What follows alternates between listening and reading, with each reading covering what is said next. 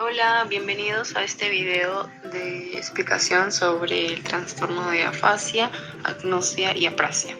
Conoceremos sus conceptos, que es cada uno de estos anteriores mencionados, y también vamos a conocer cómo es la forma de diagnóstico, el tratamiento, que puede originar estos trastornos y también los síntomas. Primero hablaremos de la afasia. La afasia es un daño en el cerebro, específicamente en las áreas del lenguaje. Afecta a lo que es la comprensión y también el habla. Es decir, la persona que la sufre no va a entender el mensaje que se le quiere transmitir y asimismo se le va a hacer difícil expresar lo que quiere decir. Esta puede aparecer junto con trastornos del habla como la disartria, que es la debilidad en los músculos encargados del habla, y la apraxia. ¿Quiénes son población vulnerable? Tanto hombres como mujeres son vulnerables a sufrir esta enfermedad. Tiene una preferencia más bien con lo que es la edad. Suele afectar a adultos de mediana edad o mayores.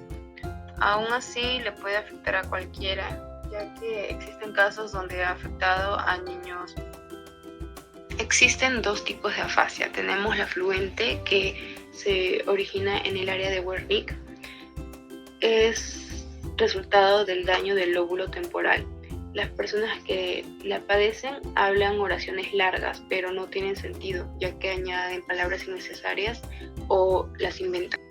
El segundo tipo de afasia es la no fluente, o también conocida como afasia de Broca, porque se da en esa área. Es una lesión que afecta al lóbulo frontal, quien está encargado del movimiento. Por lo tanto, las personas que lo poseen presentan una debilidad o parálisis en la pierna derecha. Asimismo, ellos pueden llegar a entender lo que se les dice y lo que quieren expresar, pero lo expresan con palabras cortas y con mucho esfuerzo. En esta diapositiva tenemos un dibujo del cerebro donde se está indicando el área de Wernicke y el área de Broca. Los síntomas de esta enfermedad son los siguientes: hablar oraciones cortas o incompletas, decir oraciones sin sentido, sustituir una palabra o sonido por otro, decir palabras irreconocibles, no poder entender conversaciones y la escritura sin sentido.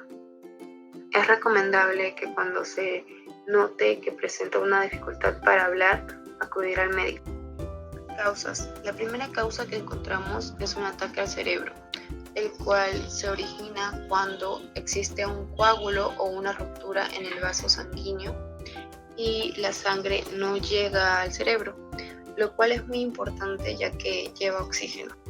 Otra de las causas relacionadas con el ataque al cerebro es una posible lesión en la cabeza, tumores en el cerebro, heridas de bala, infecciones en el cerebro y trastornos progresivos neurológicos como el Alzheimer. Asimismo, esta enfermedad de afasia puede darse progresivamente. Del diagnóstico se encarga el médico. Para detectar esta enfermedad se utiliza una resonancia magnética o tomografía computarizada. Esto sirve para confirmar si existe una lesión en el cerebro y también conocer la ubicación de esta lesión.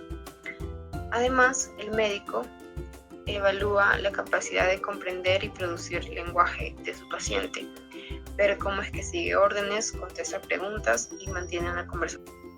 Tratamiento: terapia del habla y del lenguaje, donde se les reenseña a poder comunicarse y también que existen otros métodos de comunicación como son los gestos e imágenes y el uso de tecnologías computarizadas. Después tenemos la terapia grupal, que permite utilizar estas nuevas habilidades con personas que están en la misma condición que ellos. Tenemos también la terapia psicológica, que es tanto para la persona y para la familia, para que lo acompañen. ¿Qué es la agnosia? Es la incapacidad para identificar un objeto mediante un sentido o varios. La agnosia se asocia con daños cerebrales o enfermedades neurológicas, en particular con el daño en la frontera occipitotemporal, que es parte de la corriente ventral. Tipos de agnosia.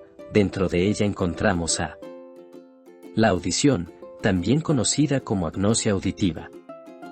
El sabor, también llamado como agnosia gustativa.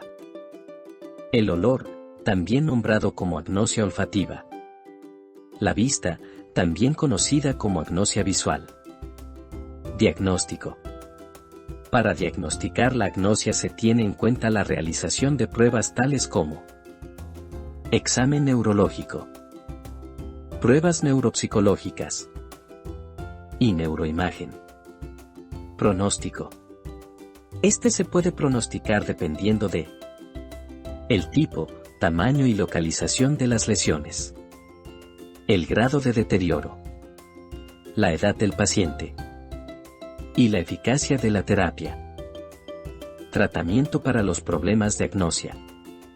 Para poder tratar la agnosia, vamos a recurrir a la rehabilitación con terapeuta del habla u ocupacional, el cual va a poder ayudar a los pacientes a aprender a compensar sus déficits. Continuamos con apraxia, que es la apraxia es la incapacidad para realizar tareas que requieren recordar patrones o secuencias de movimientos. Los individuos con apraxia no tienen la posibilidad de recordar ni hacer la sucesión de movimientos elemental para terminar capacidades sencillas o labores complicadas, pese a que poseen la capacidad física para realizarlas. Ahora tenemos las causas de la apraxia. La apraxia suele estar causada por una lesión en los lóbulos parietales o en las vías nerviosas que conectan dichos lóbulos con otras partes del cerebro, como son los lóbulos frontales y temporales. Estas zonas tienen memoria de secuencias de movimientos aprendidos. Es poco recurrente que la apraxia se encuentre causada por el mal de otras áreas del cerebro. Como podemos observar, este puede estar causado por accidente cerebrovascular, tumor cerebral, traumatismo craneoencefálico, afección que causa empeoramiento gradual del cerebro y el sistema nervioso, que viene a ser la enfermedad neurodegenerativa, la demencia e hidrocefalia. Los síntomas. Los individuos con apraxia no tienen la posibilidad de recordar ni hacer la sucesión de movimientos fundamental para terminar capacidades sencillas o labores complicadas, pese a que poseen la capacidad física para hacer la labor y de que tienen la posibilidad de hacer los movimientos básicos de la labor. Por ejemplo, abrocharse un botón es una actividad que necesita una secuencia de pasos. Es imposible pese a que las manos son físicamente capaces de realizarlo. En la mayoría de los casos, el individuo no reconoce que tiene un problema. Los individuos con apraxia verbal, que es el habla, no tienen la posibilidad de generar las unidades simples de ruido primordiales para dialogar, puesto que no logran empezar, coordinar ni hacer la sucesión de movimientos musculares solicitada para articular las palabras. Ahora vamos con el diagnóstico. Podemos encontrar la evaluación médica, una prueba estandarizada de la función cerebral, prueba de imagen como tomografía computarizada o resonancia magnética. Para diagnosticar la apraxia, los médicos le piden a los pacientes que realicen o imiten tareas comunes de aprendizaje, como usar un cepillo de dientes, tijeras o un destornillador. Los médicos también realizan un examen físico para determinar si los síntomas se deben a la debilidad muscular o a un problema muscular o articular. Se pregunta también a los familiares o cuidadores del paciente cómo de bien le va al paciente al desarrollar las actividades diarias, como por ejemplo comer con cubiertos, preparar la comida o escribir. El pronóstico. Conforme con la causa, los individuos con apraxia continúan perdiendo funcionalidad y pasan a ser dependientes, requiriendo ayuda para las ocupaciones diarias y cualquier tipo de supervisión. Sin embargo, si la apraxia es resultado de un percance cerebrovascular, es viable que los individuos dañados no sigan perdiendo funcionalidad e inclusive mejoren un poco, en especial si reciben una rehabilitación exhaustiva que incluye terapia ocupacional. El tratamiento. Tenemos el tratamiento de la causa, fisioterapia y terapia ocupacional.